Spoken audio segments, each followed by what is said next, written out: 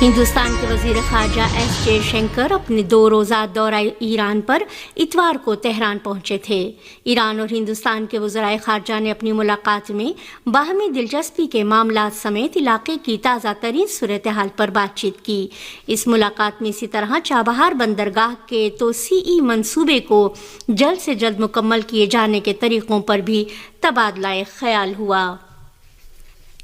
Election commission of Pakistan نے Saint کی قرارداد پر الیکشن ملتوی کرنے سے انکار کر دیا ہے۔ الیکشن کمیشن نے سینٹ کی قرارداد پر سینٹ سیکریٹریٹ کو خط لکھ دیا۔ لکھے گئے خط میں کہا گیا ہے کہ الیکشن کمیشن نے آپ کی قرارداد کا جائزہ لیا۔ ماضی میں بھی عام انتخابات اور بلدیاتی انتخابات موسم سرما میں ہوتے رہے ہیں۔ خط میں الیکشن کمیشن نے کہا کہ صدر مملکت ڈاکٹر عارف علوی سے مشاورت کے بعد پولنگ کے لیے 8 فروری کی تاریخ مقرر کی گئی تھی۔ پناہ گزینوں سے متعلق ادارہ انروا نے فلسطینی عوام کے رنج و آلام کا ذکر کرتے ہوئے کہا ہے کہ غزہ کے عوام کے لیے گزرنے والے 100 دن 100 سال کے برابر تھے۔ انروا کے ہائی کمشنر فلپ لازارینی نے کہا ہے کہ غزہ کے عوام پر جو 100 دن گزرے ہیں وہ 100 سال کے برابر تھے، کیونکہ فلسطینی عوام کو اسرائیلی بمباریوں کے سبب 1948 کے بعد سب سے بڑی جبری نقل مکانی کا سامنا کرنا پڑا ہے۔ انہوں نے کہا کہ صہیونی حکومت کے حملوں کی وجہ سے غزہ کے زیادہ تر عوام، جن میں بچے بھی شامل ہیں، زندگی بھر جسمانی اور ذہنی چوٹوں کا شکار رہیں گے۔ مشرق وسطیٰ اور شمالی افریقہ میں یونیسیف کے دفتر کے میڈیا افسر سلیم اویس نے بھی غزہ کی پٹی میں بچوں کے مسائل کے حوالے سے کہا کہ غزہ میں بچوں کو پانی اور خوراک کی کمی کی وجہ سے موت کے خطرات لاحق ہیں۔ صہیونی حکومت کے فوجی ترجمان نے مقبوضہ فلسطین کے شمالی علاقوں پر حزب اللہ لبنان کے کامیاب میزائل حملوں کا اعتراف کیا ہے۔ صہیونی فوج کے جنگی طیاروں نے پیر کو بھی غزہ پر اپنی وحشیانہ بمباری جاری رکھی۔ غزہ کے رہائشی مکانات پر صہیونی حکومت کے جنگی طیاروں نے پیر کے روز بھی شدید بمباری کی، جس میں کم سے کم 33 فلسطینی شہید اور دسیوں دیگر زخمی ہوئے۔ فلسطین کی تحریک مزاحمت کی جانب سے صہیونی جارحیت کے جواب میں طوفان الاقصی آپریشن شروع کیے جانے کے بعد غاصب صہیونی حکومت نے وحشیانہ جارحیت کا سلسلہ جاری رکھتے ہوئے غزہ کے رہائشی علاقوں، ہسپتالوں، طبی مراکز اور اسکولوں نیز شہری تنصیبات پر شدید بمباری کی۔ غزہ کے خلاف صہیونی جرائم کے ارتکاب میں اب تک 24,000 فلسطینی شہید اور 66,000 دیگر زخمی ہو چکے ہیں۔ اقوام متحدہ کے ادارے یونیسیف نے اعلان کیا ہے کہ غزہ کے عوام کے خلاف وحشیانہ صہیونی جارحیت میں 1,000 سے زائد بچوں کو دماغ کی چوٹیں پہنچی ہیں اور بعض معذور ہو گئے ہیں۔ فلسطینی مجاہدین نے صہیونی حکومت کے وحشیانہ حملوں کے جواب میں صہیونی فوجی ٹھکانوں پر شدید حملے کیے ہیں۔ فلسطین کی اسلامی مزاحمتی تحریک حماس کے فوجی بازو القسام بریگیڈ نے اعلان کیا ہے کہ خان یونس میں غاصب صہیونی فوجیوں اور ان کے وسائل جمع کیے جانے کے مرکز پر مارٹر گولوں سے حملہ کیا گیا، جس میں صہیونی فوج کو خاصا نقصان پہنچا۔ القسام بریگیڈ نے اسی طرح مقبوضہ صہیونی علاقے اشدود کی بندرگاہ پر میزائل حملہ کیا۔ فلسطین کی اسلامی مزاحمتی تحریک حماس کے فوجی بازو القسام بریگیڈ نے اعلان کیا کہ غزہ میں صہیونی جرائم کے رد عمل میں سن 1948 کے مقبوضہ علاقے اشدود کی بندرگاہ کو M75 قسم کی جدید اور ترقی یافتہ میزائل کو نشانہ بنایا گیا۔ القسام بریگیڈ نے یہ بھی اعلان کیا کہ اتوار کی صبح غزہ میں صہیونی حکومت کے ایک اور مرکاؤ ٹینک کو الیاسین 105 قسم کے میزائل سے نشانہ بنا کر اسے تباہ کر دیا گیا۔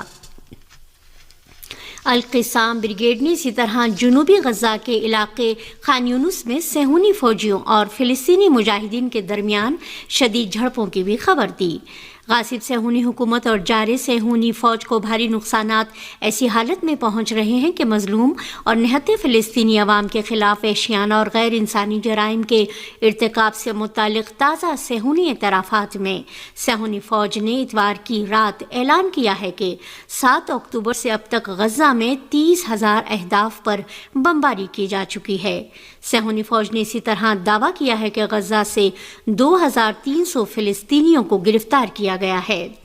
اس درمیان فلسطین کی تحریک حماس کے فوجی بازو القسام بریگیڈ کے ترجمان ابو عبیدہ نے کہا ہے کہ حالیہ ہفتوں میں صہیونی فوج کی بمباری اور جارحیت میں بہت سے صہیونی فوجی قیدی بھی مارے گئے ہیں۔ فلسطین کی تحریک حماس کے فوجی بازو القسام بریگیڈ کے ترجمان ابو عبیدہ نے کہا ہے کہ دشمن غزہ میں اپنے مقاصد کے حصول اور اپنے قیدیوں کو چھڑانے میں ناکام رہا ہے، اور حالیہ ہفتوں کے دوران دشمن کے قیدیوں کی زندگیاں بھی صہیونی جارحیت کی بنا پر غیر یقینی بنی رہی ہیں، اور صہیونی بمباری و جارحیت میں بہت سے اسرائیلی فوجی قیدی بھی مارے گئے ہیں جن کی مکمل ذمہ داری خود غاصب صہیونی حکومت کی ہے۔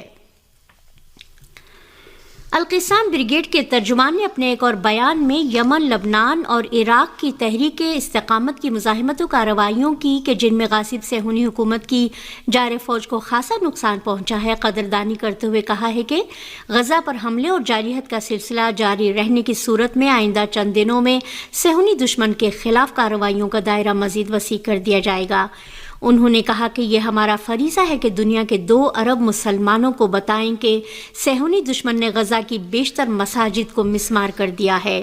اس رپورٹ کے مطابق صہیونی حکومت کے 970 زخمی فوجیوں کو ہیلی کاپٹر اور 1700 دیگر کو ایمبولینس کے ذریعے طبی مراکز منتقل کیا گیا ہے۔ غاصب صہیونی حکومت کے وزیر جنگ نے غرب اردن میں بدامنی میں اضافے کے بارے میں تشویش کا اظہار کرتے ہوئے خبردار کیا ہے۔